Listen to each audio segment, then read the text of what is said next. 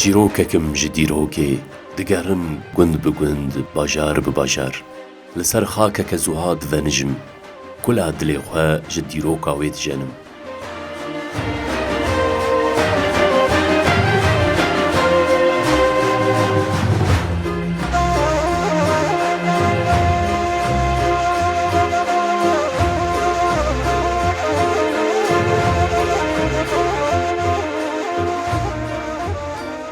وەکی هەر باژارێکی کوردستانê Erzîngan jî xwedî dîrokeke kevnar e. Helbet kevnarbûna bajarekî çawa ku dewlemendiyeke çandî û dîrokî bixwaretîne, di heman demê de dîrokeke tije êş û azar jî bixwaretîne. Ji ber ku xwezeya Erzînganê dewlemend e, gelek qewman ew der ji xwe re kirine cih û war. Ev yek deriyê bajêr ji şer û pêvçûran re jî vekirîştiye.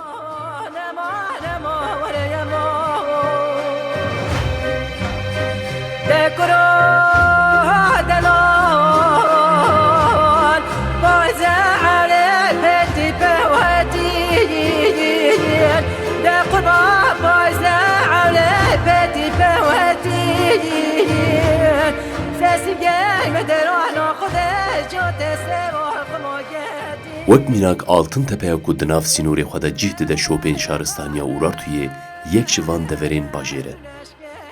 Her çiqas îro gelek şopên wê bi tinebûnê re rûbirû mabin jî dema hûn li wir gavên xwe diavêjin ew dîrok xwe bi we dide hîskirin.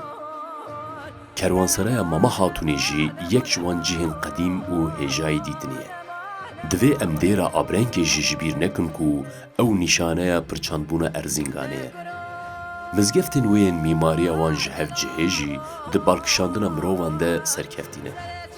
Kelaha Kemahê jî li ser çiyayekî konê xwe vedaye û bi dîtbarî û dîroka xwe ya balkêş li benda mêvanên xwe ye.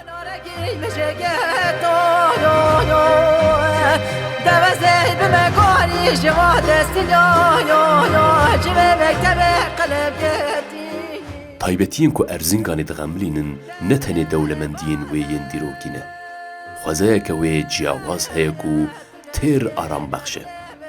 Wek mînak ku hûn herin ber sûlava girlevîk rûnên û peşkên sûlava ku ji sê qatan dipekin temaşe bikin, hûn ê nexwazin ji ber rabin.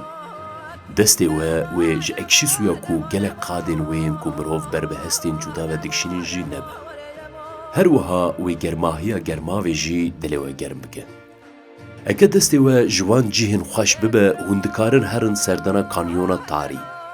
Ava Acemoğlu û carna jî hûn dikarin silavekê bidin çiyayê Erganê.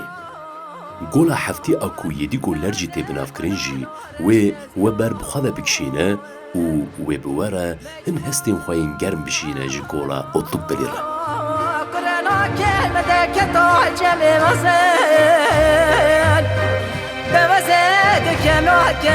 شکال گلدانای خواده